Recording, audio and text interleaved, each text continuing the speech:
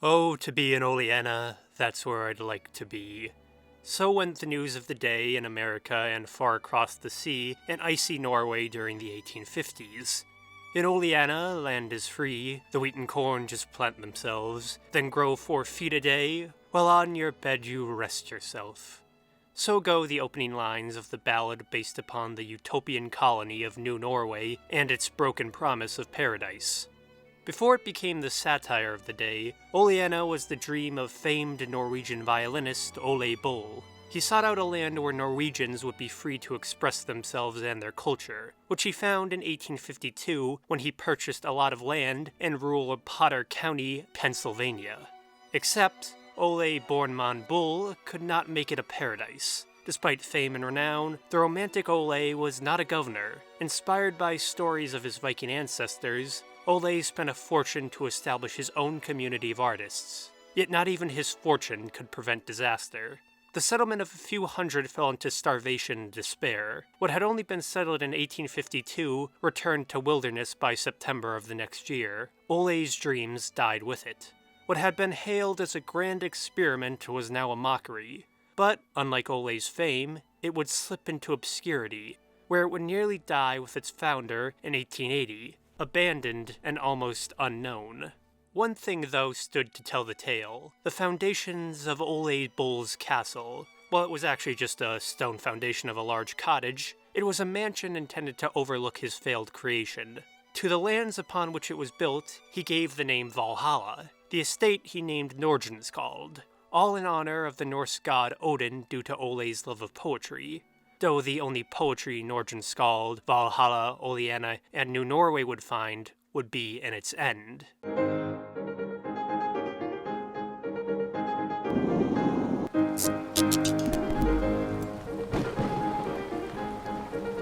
To start the tale of New Norway, otherwise known as Oleanna, one must start with Ole Bull. Ole Bull was the celebrity of his day, a world-renowned virtuoso who performed across all the courts in Europe and all the stages in America. Ole was beloved by both rich and poor, and even respected by fellow masters of the violin like Paganini. Ole was a man of such complex character that discussing his life in full would be an entirely different subject. One need only know about Ole's love for his native Norway, liberty, and the romantic past, all of which he was driven to express, despite opposition to his attempts.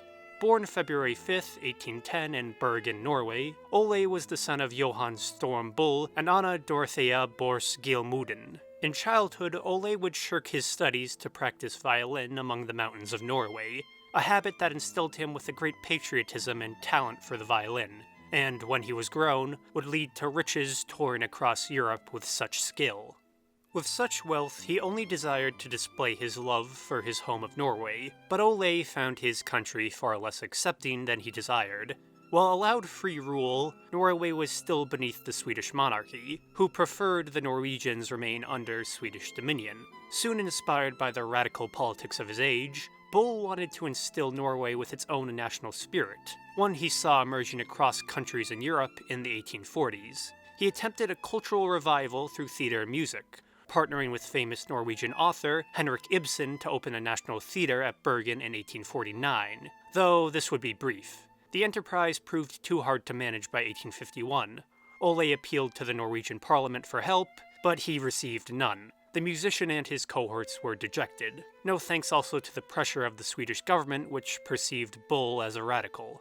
Ignored in Norway, the 41-year-old Ole turned across the sea. Ole returned to America, where he had toured between 1843 and 1845, though when he returned in 1852, it was for a more major commitment. He admired the people and republics which had inspired him to pen several compositions. Now, they had inspired him to establish his own free republic. Ole found such land for a republic in Potter County, Pennsylvania, on the edge of the New York state border. In 1852, he struck a deal with the local landowner John F. Cohen, paying about $103,888 for 11,144 acres, or about 17 square miles or 45 square kilometers of land. The deal was a steal, but it would become as infamous as the colony itself, being considered the cause of its downfall. It would call into question both Cohen's character and Ole's business sense. Ole desired to settle his colony with fellow Norwegians, under the flag of the United States, as Ole so admired the Republic of the US government. If Norwegians could not have a free Norway in Europe, they would have it in America. It would not be independent, but it would be their own society. Ole planned out 4 towns to settle his new property of New Norway. Oleanna, which combined his name, Ole, and his mother's, Anna, as the title of Oleanna, though later the English spelling of Oleanna would be adopted in folklore, which became both the title of the later folk song and a general name for the towns of the colony. Next, there was New Norway, named in honor of Ole's homeland. This was also the general name Ole gave to the colony itself, and what it was most commonly referred to as in its day. Next was the 3rd town of New Bergen, named in honor of Ole's place of birth. Finally, there was the site of Ole's planned castle, actually just a large cottage. Ole laid the foundation on the land he named Valhalla, or Walhalla in some sources, upon which he would build his home of Nordenskald, all names referencing Norse mythology. Valhalla itself was to overlook New Norway, meaning the 2 names were interchangeable for the area. All 3/4 of these settlements were founded beneath the name of New Norway, a community under the state of Pennsylvania, which itself was part of the United States. To establish the colony, 16 houses were erected. The first 30 settlers arrived on September 7, 1852. On the 17th, 105 more arrived to the colony. They would be the first to attempt to settle the lands, planning to raise sheep for wool and mutton on the land as their countrymen did in Norway. In the October of 1852, Ole Bull swore loyalty to America in Philadelphia, professing he had never sworn any oath to the Swedish monarchy. Soon after, Ole and the colonists raised the flag of New Norway for the first time as American citizens, which was followed by a July 4th celebration next year.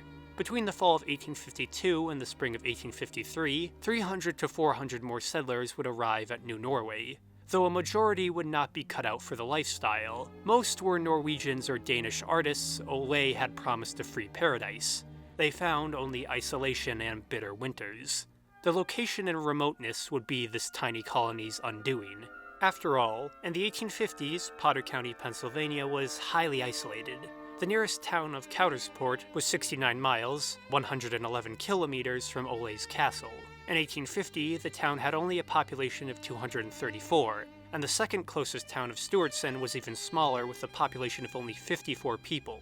New Norway's isolation was its doom. The territory the colonists attempted to tame was poor and they had little knowledge of it. Though trade was possible, it was difficult and the only way to survive. When winter came, Coudersport and Stuartson became unreachable due to snow. Starvation set in quickly with the winter. The population of between 300 to 800 was not sustainable. Everything Ole had purchased for survival was immediately used up. As alcohol was only allowed as medicine, the people soon were miserable in the too familiar cold. Through 1853, Ole returned to touring to support the colony. The money he sent back was little help, but it was the only thing keeping the colony afloat. Due to shortage of funds, the violinist ceased construction on his estate, and New Norway began to decay. By the end of it, Ole had lost between $40,000 to $70,000 on the colony. Even what land was useful was soon called into question. The legitimacy of the 11,144 acres Mr. Cohen had sold to Ole was soon challenged. Either due to Ole's poor English, or Cohen's duplicity, or even just poor business, the title to the land never materialized. The legal death of the colony soon became a controversy reported all across America. The legal battle between Ole Bull and John F. Cohen is as questionable as the colony itself. As it was soon found out, Cohen was a land speculator and had never handed the deed over to Ole. To this day, it is still disputed if Cohen had any right to even actually sell the land to Ole Bull. The land Ole's settlers were farming was not actually his own. Reservations in the contract withheld 658 acres they had developed on. Though only 5% of the total land, it was the only usable lot, the rest either too rocky or mountainous to farm upon.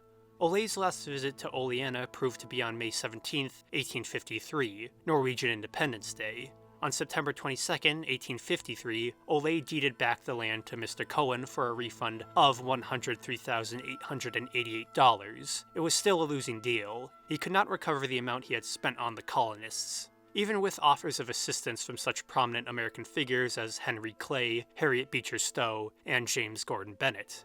Ole cut his losses and left New Norway heartbroken.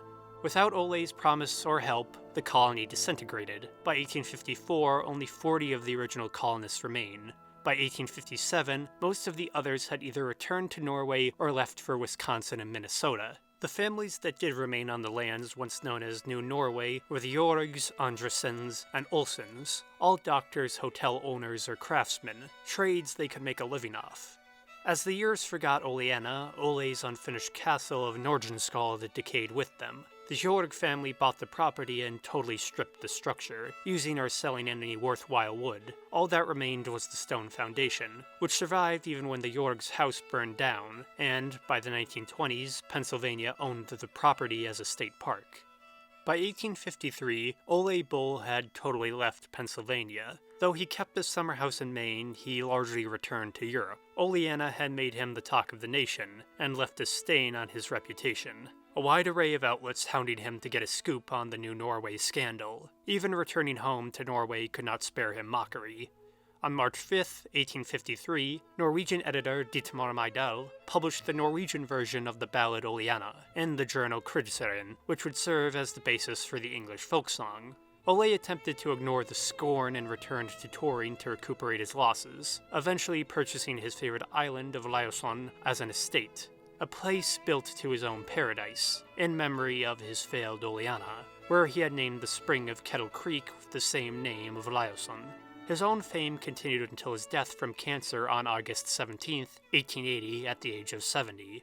The failure of New Norway, or Oleanna, was forgotten. Ole had still failed where his Viking ancestors had too. All that remained to the memory of his colony was a hymn to that failed Utopia. It seemed the death of New Norway signaled a greater change in American culture too. The religious search for Utopia was soon shattered by the sobering destruction of the Civil War. And though Ole Bull remained a favorite, the nation's fascination with Scandinavia soon evaporated. No other Vikings would ever return to the American shore, only those under the banner of a football team. Oleanna, too, became an odd and distant memory, nearly lost after only a decade, until the state of Pennsylvania renewed interest in the 1920s, as the site was a place of state heritage.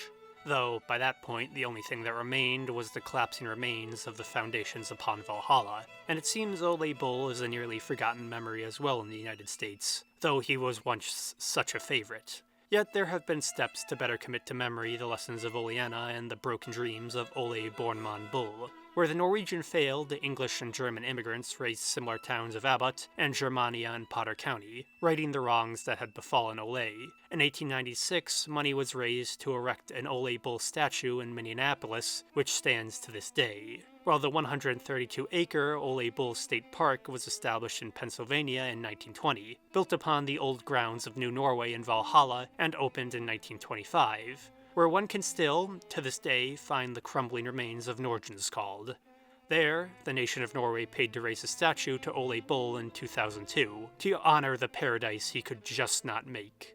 Ole Bull was after all taken by his own American dream, though it was equally a Norwegian dream. One he spent brain and brawn upon and bankrupted himself for. Perhaps he would appreciate the irony of how Oleanna is remembered better in song than in history. Or maybe he would just be glad his name is left out, give a wry smirk and be glad it convinced someone to pick up an instrument. And we may even feel it for just a moment, just as Ole did. Oh, to be an Oleanna, that's where I'd like to be, than to be bound in Norway and drag the chains of slavery in Oleanna, Oleanna.